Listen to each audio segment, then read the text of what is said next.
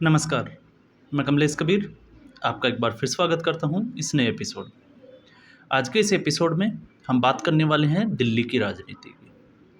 एक बार फिर से आम आदमी पार्टी, अरविंद केजरीवाल, जब से उनको जमानत मिली है उसके बाद से आपने देखा कि किस तरीके से उन्होंने इस्तीफ़ा दिया और आतिशी मारलेना को मुख्यमंत्री बना दिया। वजह साफ थी, आरोप भ्रष्टाचार के थे। और सबसे बड़ी जो अरविंद केजरीवाल के लिए चुनौती थी वो थी पार्टी को बचाना। अब पार्टी को बचाने के लिए ये स्टेप लिया गया था, लेकिन बहुत ज़्यादा समय अभी हुआ नहीं है आतिशी मारलेना को मुख्यमंत्री बने हुए। और अब जो हुआ वो आम आदमी पार्टी के लिए बड़ी, जिसको कहे कि चुनौती भरा है। आम आदमी पार्टी के 3 पार्षद आप पार्टी छोड़कर भारतीय जनता पार्टी के साथ चले गए। अब आम आदमी पार्टी उसके बाद से लगातार, क्योंकि आम आदमी पार्टी को अब जो है उसमें पूरी में डर का माहौल है, और डर का माहौल इसलिए है क्योंकि अब पार्टी को टूटने का डर जो है वो ज़्यादा सता रहा है। अब हम इसको चाहे ऑपरेशन लोटस कहें या चाहे ऑपरेशन झाड़ू कहें, लेकिन वास्तविक स्थिति यह है कि अब आम आदमी पार्टी को संभालना अरविंद केजरीवाल के लिए चुनौती भरा होगा। और उससे भी ज़्यादा अगर हम कहें, संभालने से ज़्यादा है टूटने से बचाना। अब आम आदमी पार्टी के 3 पार्षद, एक प्रीति जो दिलशाद कॉलोनी जो वार्ड है उससे पार्षद हैं। इसके अलावा सरिता फोगाट, वो जो है वो ग्रीन पार्क से हैं, और प्रवीण कुमार मदनपुर खादर से जो है वो पार्षद है। तीनों ने बीजेपी का हाथ थामा, मिस कॉल के जरिए उन्होंने प्राथमिक सदस्यता ली, और उसके बाद से ही आम आदमी पार्टी अब टेंशन में चल रही है। और इसके पीछे की वजह क्या है उसको भी हम समझ लेते हैं। आपको पता होगा एमसीडी के चुनाव में आम आदमी पार्टी को जीत मिली थी। एमसीडी में, दिल्ली की जो एमसीडी है उसमें 249 सीटें हैं। उसमें से आपने देखा कि जिस तरीके से, और अभी भी अगर हम देखें वास्तविक स्थिति, तो बहुमत के लिए जहां 125 सीटें चाहिए तो अभी आम आदमी पार्टी के पास 124 सीटें, भारतीय जनता पार्टी के पास 115, और इसके अलावा कांग्रेस पार्टी और एक निर्दलीय सीट है। तो जब आम आदमी पार्टी के पास बहुमत है तो फिर आम आदमी पार्टी इतनी डरी हुई क्यों है, ये समझना जरूरी हो जाता है। तो इसके लिए, समझने के लिए अगर हम देखें तो एमसीडी दिल्ली में जो है वो 18 स्थायी सदस्यों की एक कमेटी है जिसको हम स्टैंडिंग कमेटी बोल सकते हैं। और इस कमेटी के पास पावर है जो भी फैसले लिए जाते हैं वित्तीय संबंधी, जैसे किसी को प्रोजेक्ट पास करना है, चर्चा करनी है, या उसके लिए बजट अलोकेट करना है, तो ऐसा कोई भी प्रस्ताव जो प्रपोजल है वो स्टैंडिंग कमेटी के पास जाता है। तो आम आदमी पार्टी की बहुमत है। आपको पता होगा शैली ओबेरॉय आम आदमी पार्टी की तरफ से दिल्ली एमसीडी की मेयर है, लेकिन मेयर जो है वो दिल्ली एमसीडी में अगर हम देखें तो वो एक नाम मात्र की संस्था है, क्योंकि उसके पास सीमित अधिकार है। बाकी सारे जो अधिकार है वो स्टैंडिंग कमेटी के पास चले जाते हैं। और ऐसी स्थिति में अगर मान लीजिए आम आदमी पार्टी के पास एमसीडी में तो बहुमत है लेकिन स्टैंडिंग कमेटी में बहुमत नहीं है, तो फिर उसके सारे फैसले जो है वो भारतीय जनता पार्टी पे डिपेंड करते हैं। और अगर Bharatiya Janata party standing committee में अगर अपनी बढ़त बनाए रखती है तो फिर ये सीधे तौर से जो है वो अरविंद केजरीवाल और आम आदमी पार्टी के लिए मुसीबत बने हुए हैं। और इससे पहले स्टैंडिंग कमेटी के जो चुनाव हुए, क्योंकि आपको पता है दिल्ली को अलग अलग जोन में डिवाइड कर दिया, दिल्ली एमसीडी को, तो उसके बाद से 12 में से 18 में से 12 जो है वो इन जोन से आते हैं, और बाकी 6 जो है वो एल्डर्स मैन की भूमिका में आते हैं। तो 12 में से 7 ऑलरेडी भारतीय जनता पार्टी के पास है, और 5 जो है वो आम आदमी पार्टी के। तो भारतीय जनता पार्टी पहले से ही जो है वो बढ़त बनाए हुए हैं। और यही समस्या है कि 18वें सदस्य के लिए, जिसके लिए आज चुनाव होना है, अगर उसमें क्रॉस वोटिंग हो जाती है और ये भी अगर बीजेपी के पाले में चले जाते हैं, तो फिर आप मान के चलिए कि एमसीडी की प्रमुख जो वित्तीय जो शक्तियां हैं वो सारी की सारी भारतीय जनता पार्टी के पास चली जाएगी।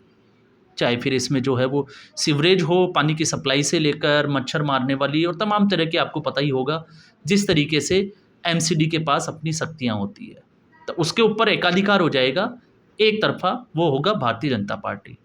तो फिर आम आदमी पार्टी की जो जीत थी वो बेकार चली जाएगी। और इसी वजह से हम कह रहे हैं कि अब अरविंद केजरीवाल के लिए, क्योंकि इससे पहले भी हमने देखा था और वो वीडियो एक वायरल भी हुआ है आतिशी मारलेना का, कि किस तरह वो महिला जो पार्षद थी उनको उकसा रही है और फिर झगड़ा हो जाता है। तो आतिशी मारलेना के मुख्यमंत्री बनने के बाद में ये सबसे बड़ी चुनौती यही होगी कि अरविंद केजरीवाल ने मुख्यमंत्री तो बदल दिया, वो उसके पीछे कारण कोई भी हो सकता है, सिंपैथी वोट भी हो सकता है, या फिर हम कह सकते हैं कि राजनीतिक जो है वो कोई स्टेप भी हो सकता है। लेकिन उससे बड़ी चुनौती होती है कि ऐसी स्थिति में जब पार्टी के ऊपर भ्रष्टाचार के आरोप हो, क्योंकि इसको लेके अगर आपने देखा होगा तो इसमें सोमनाथ भारती, उनका भी एक स्टेटमेंट आया है, उन्होंने सीधे तौर से जो है वो भारतीय जनता पार्टी के ऊपर ऑपरेशन लोटस का आरोप लगाया है, लोकतंत्र की दुहाई दी है। लेकिन हम अगर अंतिम लोकतंत्र में अगर हम अंतिम पावर की बात करें तो जिसकी जीत होती है शक्तियाँ उसी के पास होती है, फिर चाहे आप उसको ऑपरेशन लोटस जैसा कि मैंने पहले भी बोला था या फिर ऑपरेशन झाड़ू कुछ भी कहें। और भारतीय जनता पार्टी की तरफ से जो सदस्य भारतीय जनता पार्टी में शामिल हुए उनमें से एक प्रीति जो है, जो कि मैंने पहले ही बोला था दिलसाद कॉलोनी की जो पार्षद है, उन्होंने सीधे तौर से आम आदमी पार्टी के ऊपर हमला बोला है और उनका कहना है कि वो आए थे भ्रष्टाचार मुक्ति के लिए। ये पार्टी जो है वो भ्रष्टाचार के खिलाफ लड़ाई लड़ेगी, लेकिन ये खुद पार्टी जो है वो भ्रष्टाचार में डूबी हुई है। तो ये भी हम मान लेते हैं कि ये जो है वो पार्टी दल बदल के बाद में जो है वो अक्सर नेता ऐसा बोलते हैं। लेकिन उनका दूसरा जो स्टेटमेंट है, दूसरा स्टेटमेंट ये था कि दिल्ली की जो समस्याएं हैं पिछले 4-5 महीने से वो जस की तस पड़ी है। प्रीति का कहना है उन्होंने बार बार जो है वो चिट्ठी भी लिखी, लेकिन अभी तक समस्याओं का निवारण नहीं हुआ। और ये हमने देखा है कि जिस तरीके से आम आदमी पार्टी जो है वो पिछले 5 से 6 महीने से दिल्ली में सभी काम जो है वो ठप पड़े हैं, फिर चाहे वो दिल्ली में पानी की समस्या हो, सीवरेज की समस्या हो या बारिश आने के बाद में पानी भराव की समस्या हो। आपने देखा था दिल्ली की सभी जो समस्याएं हैं वो मौसमी समस्याएं हैं। मौसमी समस्याएं गर्मियों में दिल्ली में जो है वो पानी की समस्या हो जाती है, जबकि एक जल बोर्ड में कुछ जो है वो वाटर स्टोरेज के लिए एक सिस्टम बनाया गया था, लेकिन आम आदमी पार्टी के आने के बाद उसमें कितना काम हुआ वो जग जाहिर है। दूसरा, जैसे ही बरसात का मौसम आता है तो दिल्ली में जो है वो जल भराव की समस्या, और जब नदी नालों की जब सफाई वगैरह की बात आती है तो फिर आम आदमी पार्टी की तरफ से पूरा ठीकरा जो है वो एलजी वीके सक्सेना के ऊपर फोड़ दिया जाता है। और ये क्यों फोड़ा जाता है उसको भी हम समझें तो आप इसको अब ये समझ सकते हैं। आप हमें ये लगे कि अगर ये एक तरफा जो है हम बात कर रहे हैं तो आप इसको ऐसे भी समझ सकते हैं कि मान लेते हैं कि दिल्ली के जो एलजी सक्सेना है, एलजी वीके सक्सेना जो है वो इनके बजट और इनके जो है वो बिल पास नहीं कर पाते। तो आप सोच के देखिए, कोविड के समय जब अरविंद केजरीवाल ने शीश महल बनाया तो उस वक्त तो एक भी बिल जो है वो एलजी वीके सक्सेना के पास नहीं भेजा गया। फिर वो पास कैसे हुए? तो उसके लिए पीडब्ल्यूडी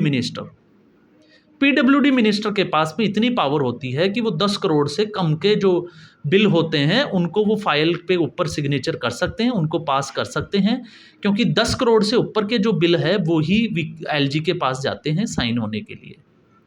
तो फिर अरविंद केजरीवाल की पार्टी जो ये बार बार आरोप लगाती है कि इसमें जो है वो एलजी वीके सक्सेना ने उनको काम नहीं करने दिया, तो क्या वो जब शीश महल बना रहे थे तो क्या उस हिसाब से जो है वो अपने बिल पास नहीं कर सकते?